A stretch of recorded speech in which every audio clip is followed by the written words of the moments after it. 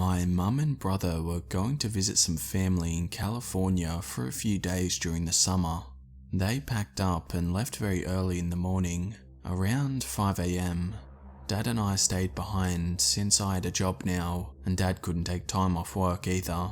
We lived in a small 3-bedroom apartment then. A few hours after my mum and brother had left and my dad had gone for work, I got up from my bed and started choosing my outfit for work for the day. I then hopped in the shower, as usual. As I was finishing rinsing off, I hear my small chihuahua bark her head off, like I've never heard before. She's actually usually a pretty calm and lazy chihuahua, so my always paranoid self started listening and shut off the water.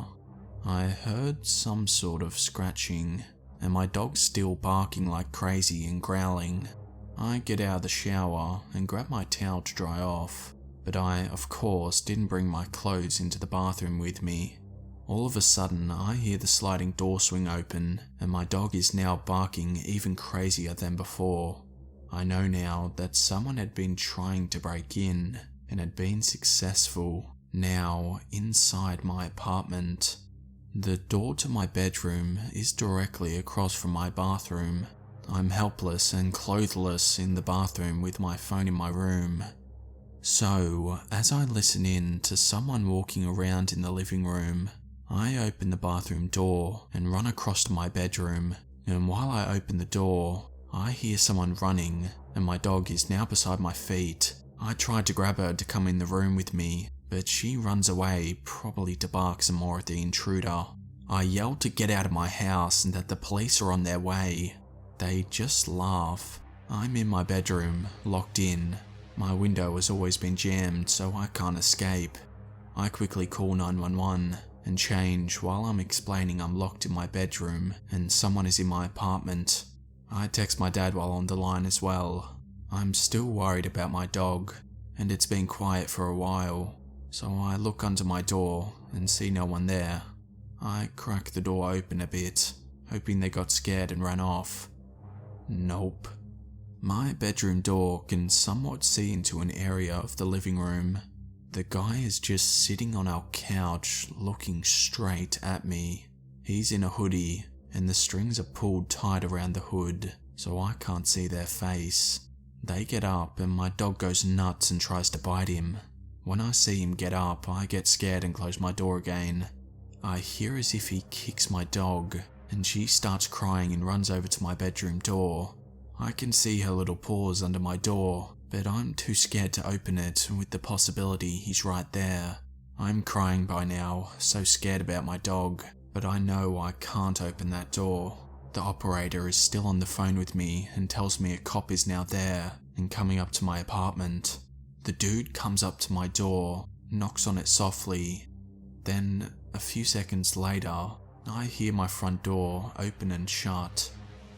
A minute later, there are loud knocks at my front door, and the operator tells me to go open the door. I try to refuse because I fear that they are still out there hiding, but the operator insists that they are probably gone by now. I run out to the front door, open it, and the cop is there. I explained what happened, and he just looks at me like he's bored. He tells me they'll look around the complex and to lock my doors. He didn't even bother to search my apartment to make sure they're not still here. The cop leaves. I try to be brave and look through my apartment. When I get to my brother's room, the window is wide open and the curtains are moving. They had still been in here the whole time. This means they were trying to lure me out when they opened and closed my front door, but the cop got there shortly after. And I'm sure that's why they escaped. I tell my dad everything when he gets there shortly after, and he's mad that the law enforcement didn't do their job properly. By the way, that cop never came back. My dad installed a bunch of locks everywhere, and while he's there, I get ready to go to work. As I walk out my front door to go to my car, my neighbor upstairs is standing at the top of the stairs and is staring at me. That's when I realized it was him. He stares at me the whole time I'm walking, and even smiles. He was wearing the exact same hoodie. I texted my dad to tell him I knew who it was. I don't know what happened, but my dad is a scary guy. About a week later, I see him and his girlfriend moving out. So, scary guy in a hoodie, let's not meet again. Back in the 90s, when I was 3 years old, my mum and I were making the 4-hour drive in our minivan to my grandmother's house to visit. When I was little, I screamed from the time I was buckled into the car seat until the time I was unbuckled, no matter how long the drive was. So my mum stopped at McDonald's to let me play on the slides and to give her ears a break from my screaming. My mum had a specific way she loaded me into the van. She was afraid of accidentally locking me inside, so she never buckled me in, closed the door, then got into the driver's seat. Instead, she climbed into the back of the van with me, locked the doors, buckled me in, then climbed up into the driver's seat. When we left McDonald's, she went through her normal ritual of putting me in the seat. Once she had climbed in and locked the doors, she started buckling me in. Suddenly, she hears someone trying to open the driver's side door. She looks up and sees a crazed man clawing at the 2 doors of the driver's side trying to get in. He then runs around to the other side and tries those doors while yelling to let him in.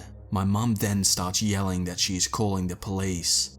It unfortunately was a bluff because she didn't have a cell phone. The man then turned around and ran behind a building. My mum jumped into the driver's seat and sped away. She never told anyone this story because it scared her so badly. If she hadn't locked those doors behind her, who knows what would have happened. Creepy man at McDonald's. Let's never meet again.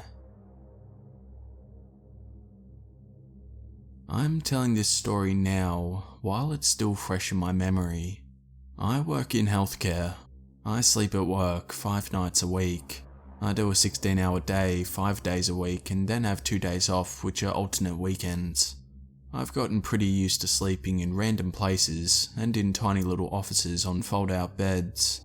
I'm quite a paranoid person, but have slowly but surely managed to shake the feeling of fear and dread when sleeping somewhere unfamiliar. It's done my mental state some good, really. I did a sleeping shift at a new unit the other night. It was one with 3 very independent clients and it was a nice easy shift. I went to bed at 10 PM, watched some TV, and then woke up at 7 AM to unlock the doors, administer medication, and have a coffee. I stayed and did the day shift there, as someone had called in sick and left at 10 PM that night. It was a lovely day, with no behaviours or emergencies.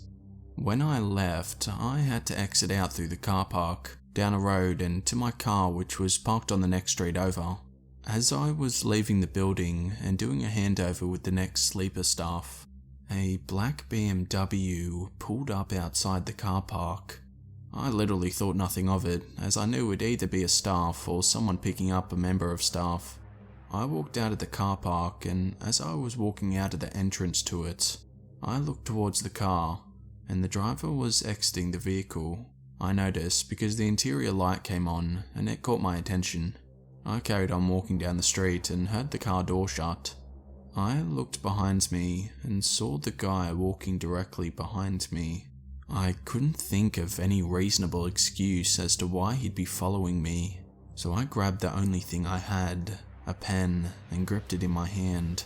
I heard him breathing heavy and felt him aggressively grab my shoulder. I then spun around and stabbed him in the cheek with my pen. He swept my hand away and said something along the lines of, "You gonna stab me with a pen?" He then grabbed my face and put his hand across my mouth.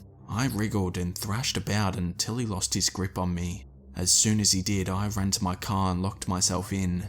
But I was so shook up, I couldn't control the clutch because my legs were shaking so much, and I just kept stalling the car. He stood on the passenger side, staring through the window, kinda smirking at me. I just sat there, totally frozen, and he shouted through the window, "I'll be here Sunday. You got family? You got kids? Watch." And then ran back to his car. I probably sat there for 20 minutes before I could drive home. I can distinctly remember his face and how much he was enjoying the fear he was causing. His smile. That's something I don't think I'll ever forget. I drove around in circles and zigzags for 40 minutes before going home, totally afraid he was following me and would know where I live. I eventually got home, locked all my doors and windows and turned all the lights off. I don't think I've ever been that scared. I checked my rotor and sure enough, I was due back to the building on the Sunday coming up. I have no idea how he knew or who he was. All I could gather was that he was a Middle Eastern man, probably in his 30s. So, Middle Eastern man in his 30s. Let's not meet again.